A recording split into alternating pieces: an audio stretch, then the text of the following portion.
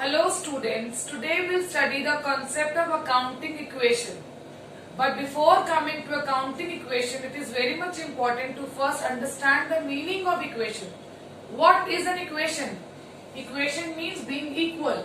When left hand side is equal to right hand side, then it is known as equation.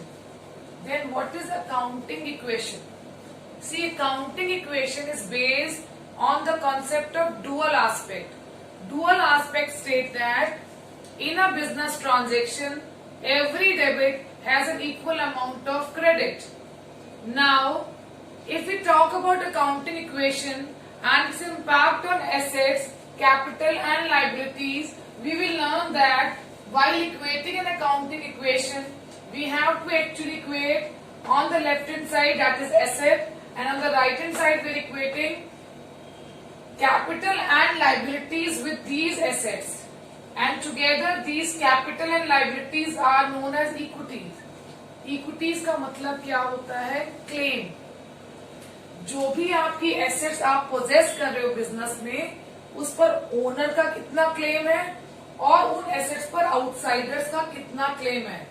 यानी अगर मैं बात करूं अपने बिजनेस की, let's take a small example. I have a small shop.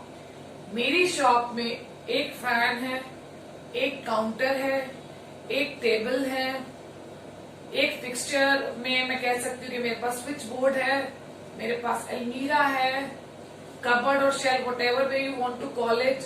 These are my assets. अब होगा क्या, या तो ये सब चीजें एक ओनर ने अपने पैसों से खरीदी हैं, या ये भी हो सकता है कि ये सब चीजें एक ओनर ने खुद के पैसों से, plus some of these assets are being purchased after borrowing money from outside.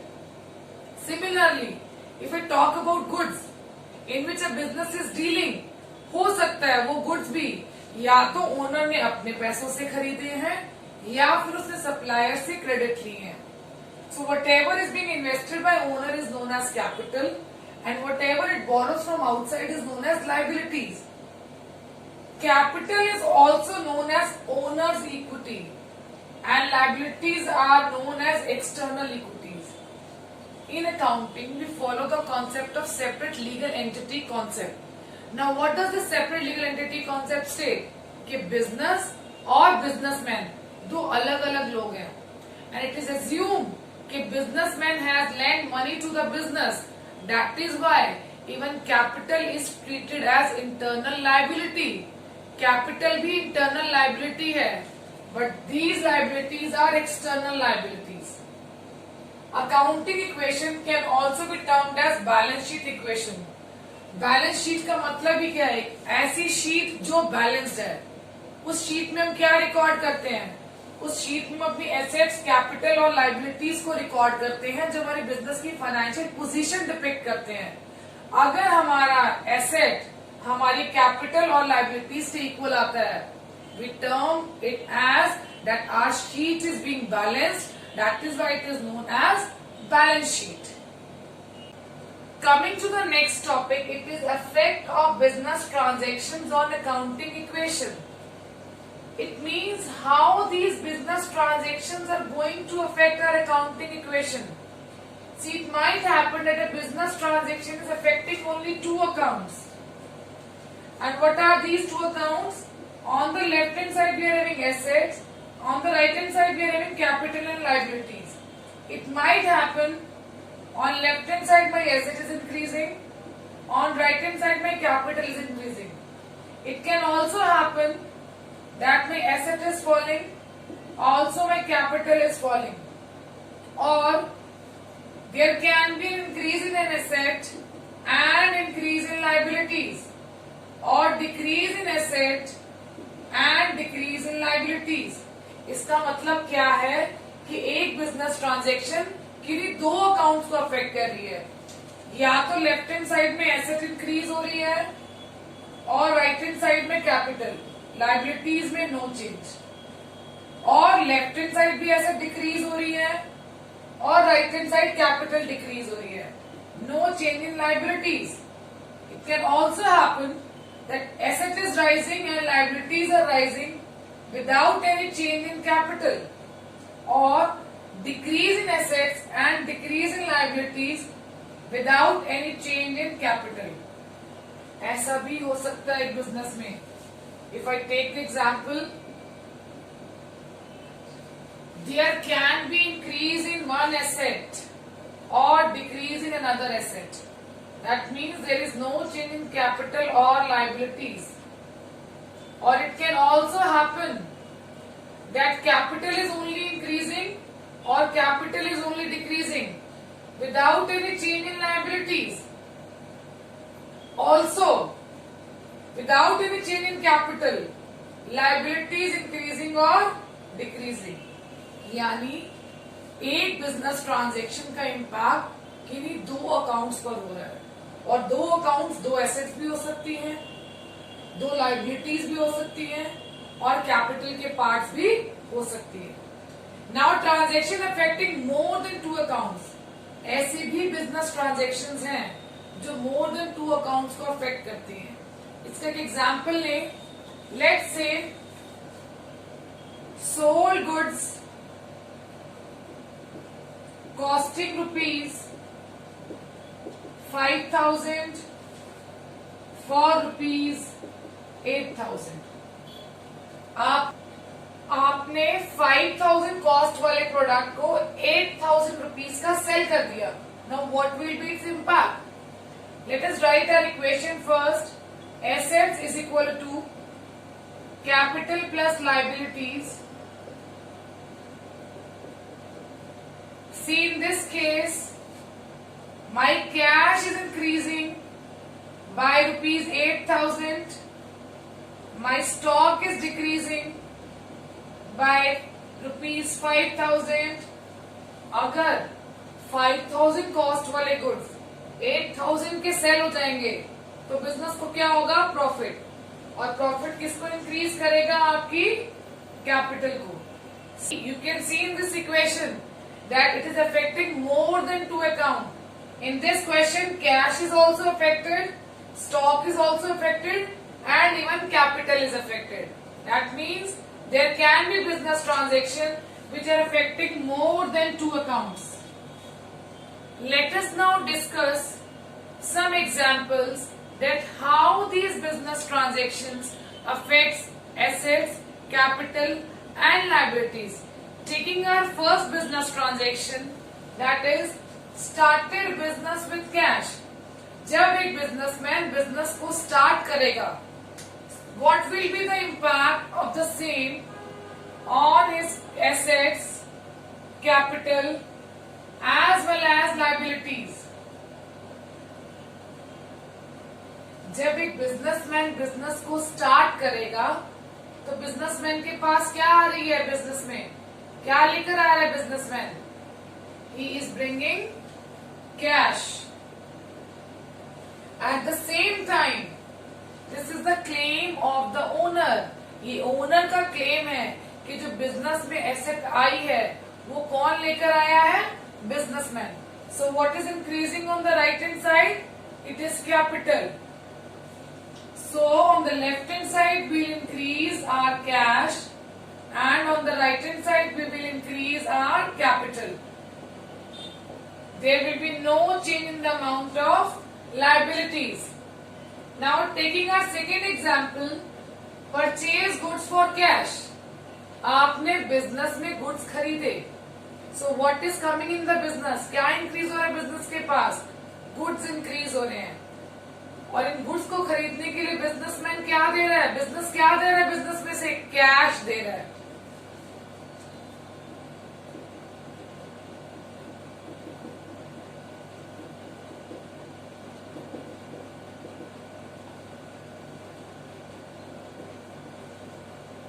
See, on the left hand side if I talk,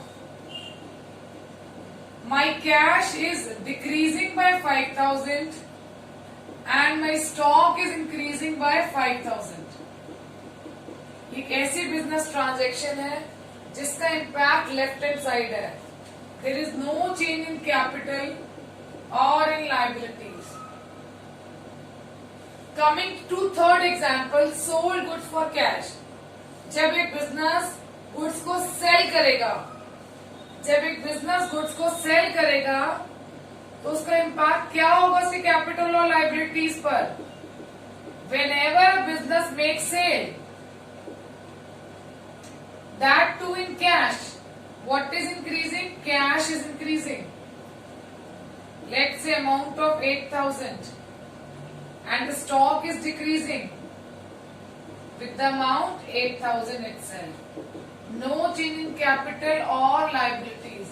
इन तीनों इक्वेशंस में हमने देखा कि लेफ्ट हैंड साइड और राइट हैंड साइड का जो बैलेंस है it is same. It is increase of ₹1 lakh on both the sides, increase of 5,000 and decrease of 5,000 on left hand side, तो ये कॉम्पनसेट होकर right hand side 0। Again increase of 8,000, decrease of 8,000, it is again compensated, right hand side is 0. Purchased furniture for ₹20,000. Question में नहीं लिखा cash या credit, तो we'll always assume that the transaction is taken on cash basis unless and until आपको जो भी dealing party है उसका नेम स्पेसिफाइड नहीं है। If it is written only purchase of furniture, you will assume that the purchase was made on cash basis. Now again, how it will affect my assets, capital, as well as liabilities. I will see that my furniture is increasing. I have purchased furniture, so the amount of furniture is increasing in my business. But at the same time, I am making payment for it, so my cash is decreasing.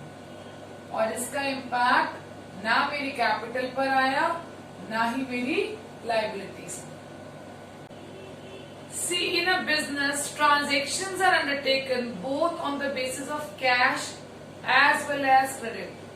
Business में transactions cash में भी take place करती हैं और credit में भी। आपको किसी पर्सन का, किसी पार्टी का, किसी डीलिंग पार्टी का नाम कब याद रहता है? आप लोगों का नाम तब याद रखते हैं या तो उन्हें पैसा देना है तो उनसे छुटना पड़ेगा, या उनसे पैसा लेना है। जिनसे पैसा लेना है या देना है उनका नाम भूला नहीं जाता। That means we remember the name of the party only when we are dealing on credit basis. और अगर हम बात करें, let's take an example, एक शॉप पर रोज के हजारों कस्टमर आते हैं but they are dealing in cash, तो कुछ याद नहीं भी रहा तो doesn't matter because dealing has been settled. but अगर उन 1000 में से कोई एक क्रेडिट पर ट्रांजेक्शन करके जाता है, we keep reminding their name, we keep recalling their name because we know that the account still need to be settled. The fifth business transaction, that is purchase goods from Ram for cash. यहाँ पर party का नाम भी given है और cash भी given है। Cash अगर मिल जाती है या कैश पे कर देते हैं, यानी अगर हम अकाउंट्स को सेटल कर देते हैं, then there is no need to recall the name of party. Ultimate impact अगर हम इस एंट्री का देखें तो हमारे पास गुड्स आ रहे हैं और हमारे पास से कैश जा रहा है। जब आप गुड्स खरीदोगे तो गुड्स आएंगे और अगर आपने उनके बदले में कैश पे कर दिया तो कैश जा रहा है। So what will be its impact on our accounting equation? It will B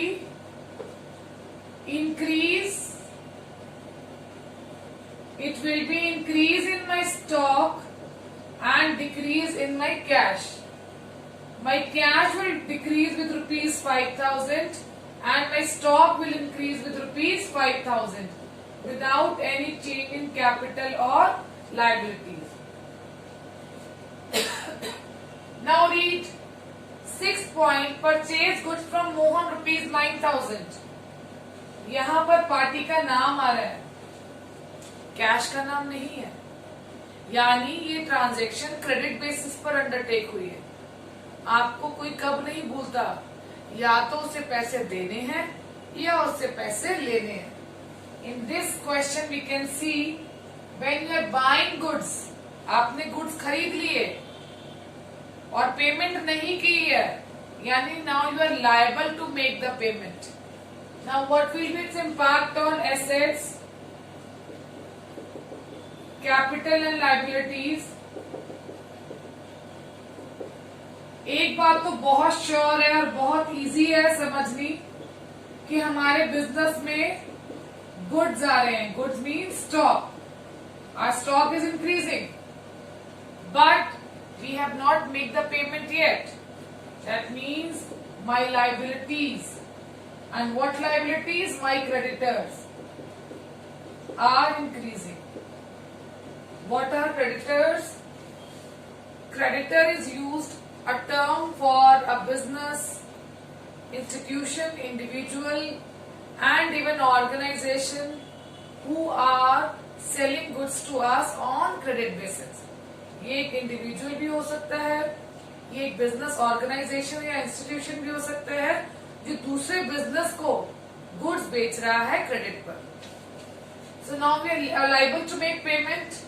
then sold goods to Sohan for cash ₹10,000. Again यहाँ हमने सोहन को गुड्स बेचे हैं पर कैश मिल गया.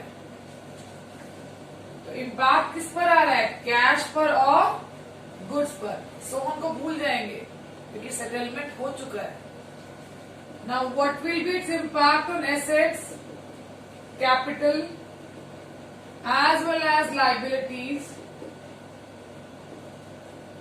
सी, my stock is decreasing by ₹10,000 and my cash is increasing by ₹10,000 without any impact on my capital or liability. Capital और liability पर कोई चेंज नहीं है. जब आपने गुड्स बेचे तो गुड्स कम हो गए, बदले में कैश आई, कैश बढ़ गई. 8th transaction, sold goods to Geeta. Cash के बारे में बात नहीं हो रही पर गीता बहुत याद आ रही है. क्यों याद आ रही है? क्योंकि हमने गीता को गुड्स बेचे हैं और अभी पैसे नहीं मिले हैं. आते जाते कहेंगे बहुत दिन हो गए गीता के बारे में सुना नहीं. गीता कहाँ बिजी है? गीता बहुत दिन से तुमसे बात नहीं, क्योंकि पैसे लेने हैं. जिससे पैसे लेने उसे भी नहीं भूल सकते. Now what will be its impact on assets, capital and liabilities. Very easy to solve one thing. What is that? When I am selling, my stock is decreasing. मेरा स्टॉक कम हो रहा है. But at the same time, now my money is lying with someone else. Gita के पास मेरे पैसे पड़े हैं. बहुत बार हम कहते हैं कुछ बेचेंगे, यार पैसे मार्केट में है, लेने हैं गीता से पर अभी मिले नहीं है. गीता के पास मेरे पैसे हैं, सो अभी गीता ही मेरी एसेट है. And that asset is my debtor. जिनसे पैसे लेने हैं उन्हें हम क्या कहते हैं? Debtor. And here my debtor increasing with the amount of ₹12,000 without any change in capital or liabilities. Coming to the 9th business transaction, that is payment of expenses. And here we are taking salary as an expense. Let us say a business is paying salary to his employees. When a business is paying salary to its employees, then what will be its impact on its assets, capital, as well as liabilities? Again, एक impact तो बहुत आसान है पता लगाना. वो क्या है कि जब आप पेमेंट करेंगे तो आपकी कैश डिक्रीज होगी. But the next impact is whenever we have to set off any expense or any income or revenue, it has to be done out of capital. जब भी आप किसी खर्चे की पेमेंट करेंगे या बिजनेस को कोई प्रॉफिट हो रहा है या इनकम हो रहा है तो it will affect it's capital. यहाँ पर बिजनेस अपने एक्सपेंसेस की पेमेंट कर रहा है, so those expenses will decrease capital of the business and no impact on liability. 10th transaction, income. Here for income we have taken example of commission. Let's say commission received ₹2,000. इसका impact हमारी assets और capital liabilities पर क्या होगा? when we are receiving amount, our cash is increasing with the amount of rupees 2000. अगर ये हमारी income है, एक्सपेंसेस ने अगर हमारे कैपिटल को डिक्रीज किया है, तो इनकम हमारी कैपिटल को इंक्रीज करेगी, and there will be no change on the amount of liabilities. Now cash drawn for personal use. जब भी कोई बिजनेसमैन बिजनेस से पर्सनल यूज के लिए कैश ड्रॉ करता है, तो उस पर्सनल यूज के लिए जो कैश ड्रॉ की है या काइंड ड्रॉ की है is known as drawings. And drawings ultimately affects capital. It decreases the capital of the owner.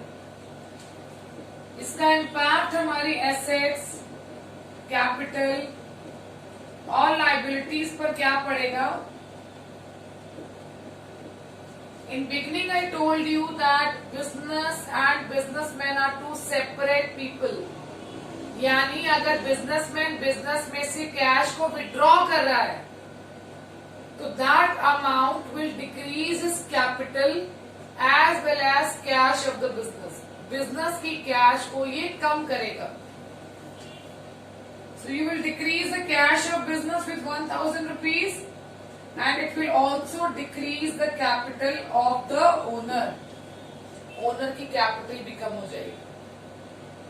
ऐसा भी हो सकता है कि एक बिजनेसमैन बिजनेस से गुड्स ड्रॉ करे. लेट्स से मेरा स्टेशनरी का बिजनेस है और मुझे अपने बेटे के लिए रजिस्टर्स खरीदने हैं. I can take the registers from my business.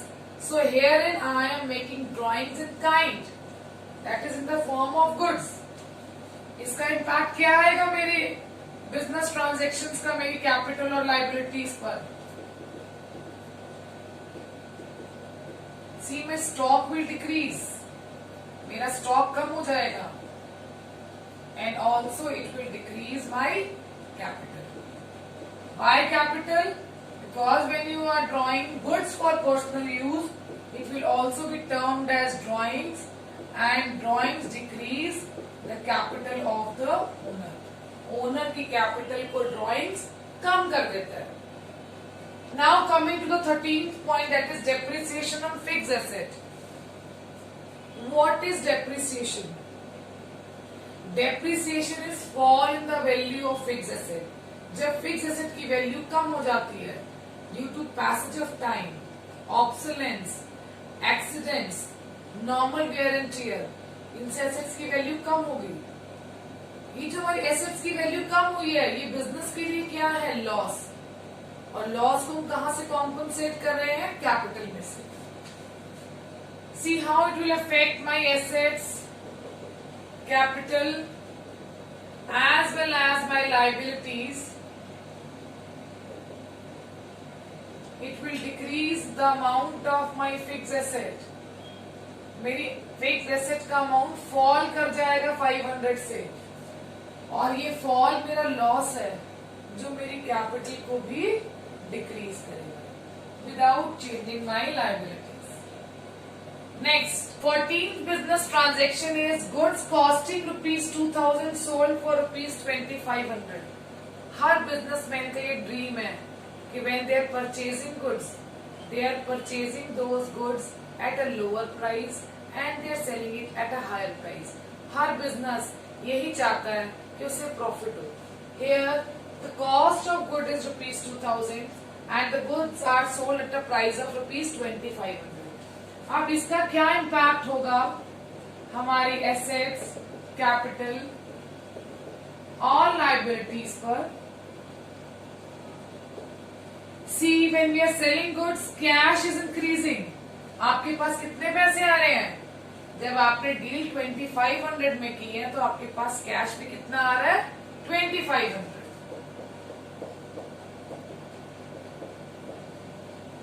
But आपके पास से स्टॉक कितने का जा रहा है? Stock is going for ₹2000. You can see अभी लेफ्ट हैंड साइड पर हमारे पास 500 रुपीज का इंक्रीज है, but this increase is due to profit earned by the business.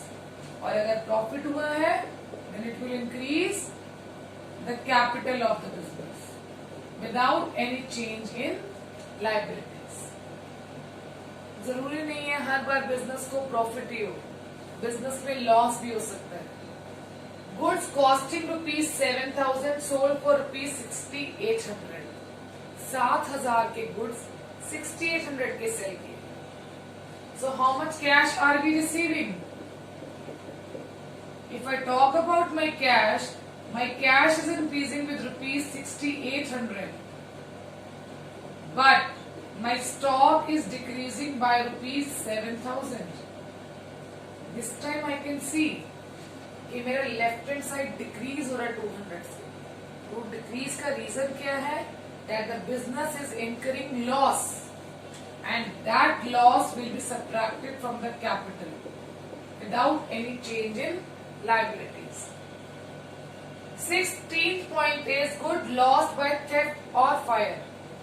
Business में कंटिजेंसीज भी हैं, एबनॉर्मल लॉसेस भी हैं. हो सकता है बिजनेस की गुड्स एम्प्लॉइज चोरी कर लेते हैं because sometime they are dishonest, और it can be a fire. See it can be anything, any contingency. Here we have taken 2 example, theft और fire. Is it a loss? क्या ये loss है? और अगर ये लॉस है तो ये किसको कम करेगा? हमारी कैपिटल को. But it is also decreasing my stock. मेरे गुड्स भी कम हो रहे हैं. सो what will be the impact on my capital and liabilities as well as assets? See, my stock is decreasing with the amount of ₹300, and because it is a loss, so it is also decreasing my capital without affecting my liabilities. The topic that we are going to discuss now is quite confusing, maybe confusing, and maybe you will find it very easy. Coming to our 17th business transaction, that is outstanding expense. Outstanding expense means एक ऐसा खर्चा जिसके बदले में हमने services तो avail कर ली हैं बट अभी उसकी पेमेंट नहीं की. Again I am repeating, an expense for which we have already availed the services but we have not made the payment. If we have not made the payment, is it affecting my cash? क्या ये मेरी cash को affect कर रहा है? Answer is no. That means here my cash is not affected. But क्या ये मेरा एक्सपेंस है? अगर मैं सर्विसेज ले चुकी हूं यानी ये मेरा करंट ईयर का एक्सपेंस है, and if it is my expense then it has to be adjusted out of my capital. My means I am talking about business. Business की कैपिटल डिक्रीज होगी but because we are still liable to make payment for that expense, so our liability is also increasing, and in liability will open a head known as outstanding expense. Outstanding expense वो खर्चा है जिसकी हमने services avail कर ली है पर अभी payment नहीं की है. ये हमारा खर्चा है, इसलिए ये हमारी कैपिटल को डिक्रीज करेगा, and we are still liable to pay for it, so our liability will also increase. Coming to second point, prepaid expense. Many a time we have seen that in business we make advance payment for an expense. अभी आपने services avail नहीं की हैं but आपने payment पहले कर दी. अगर आप पेमेंट कर रहे हैं तो क्या आपकी कैश अफेक्ट हो रही है? Definitely your cash will decrease. But you have not avail the services yet, तो क्या ये आपका एक्सपेंस है? नहीं. और अगर ये आपका एक्सपेंस नहीं है तो क्या आपकी कैपिटल अफेक्ट होगी? No. But you are not liable, आपने तो पहले एडवांस दे दिया. Then what will be the next impact? It is your money lying with someone else. Unless and until you will not take the services, your amount is lying with someone else as an asset, and that asset will be categorized as prepaid expense. That person is liable to give you the services. अब आपकी asset है, आपने advance पहले से दे दिए किसी खर्चे के लिए, अब सामने वाले ने जिसने वो एडवांस रिसीव किया है उसने आपको सर्विसेज देनी है. जब तक वो सर्विसेज नहीं देगा, this amount will be your asset. Coming to 19 point, due income, accrued income. ऐसी इनकम जो आपने अर्न कर ली है बट अभी रिसीव नहीं की है। रिसीव नहीं की है दैट मीन्स आपकी कैश इंक्रीज नहीं हुई, पर क्या ये आपकी इनकम है? यस, ये अमाउंट ड्यू हो चुका है, आप सर्विसेज दे चुके हैं, आपने वो अमाउंट अर्न कर लिया है but you have not received it. If you have earned it, it will increase your capital, यानी आपकी इनकम है, but you will open a head, a separate head in asset that will be termed as accrued income. ऐसा पैसा जो मिलना है मिला नहीं है वो मेरी एसेट है, और क्योंकि मैंने उसे अर्न कर लिया है तो it will increase my capital. Unaccrued income, unaccrue means जो मैंने अभी अर्न नहीं किया है बट मैंने एडवांस में रिसीव कर लिया है। I received that amount in advance as income. It is my advance income, amounting to ₹4,000. जब आपके पास एडवांस आएगा क्या आपकी कैश बढ़ेगी? Answer is yes, my cash will rise, but is it my income? जब तक आपने सर्विसेज रेंडर नहीं की है क्या वो आपकी इनकम है? Answer is no. So will it increase my capital? Again answer is no. Then how will I record it? It is my liability, because जैसे ही आपने एडवांस ले लिया, नाउ यू आर लाइबल कि आपको सर्विसेज रेंडर करनी पड़ेगी।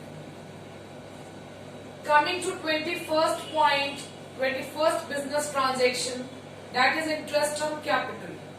सी, अगर कोई बिजनेसमैन बिजनेस में अमाउंट इन्वेस्ट कर रहा है then he must be expecting some return on it, that is why he is investing. So that return is interest on capital. Businessman को कैपिटल इन्वेस्ट करने के लिए इंटरेस्ट दे रहा है, तो बिजनेस के पॉइंट ऑफ व्यू से ये बिजनेस का क्या है? एक्सपेंस। और अगर ये बिजनेस का खर्चा है, बिजनेस के खर्चे हम कहां से माइनस कर रहे थे? कैपिटल में से। But at the same time it is the income of owner,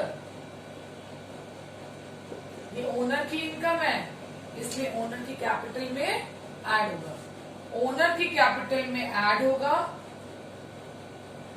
और बिजनेस का एक्सपेंस है इसलिए कैपिटल में से ही सब्ट्रैक्ट होगा। It is a business transaction which is only affecting the capital of a business. Coming to 22nd point, that is interest on drawing.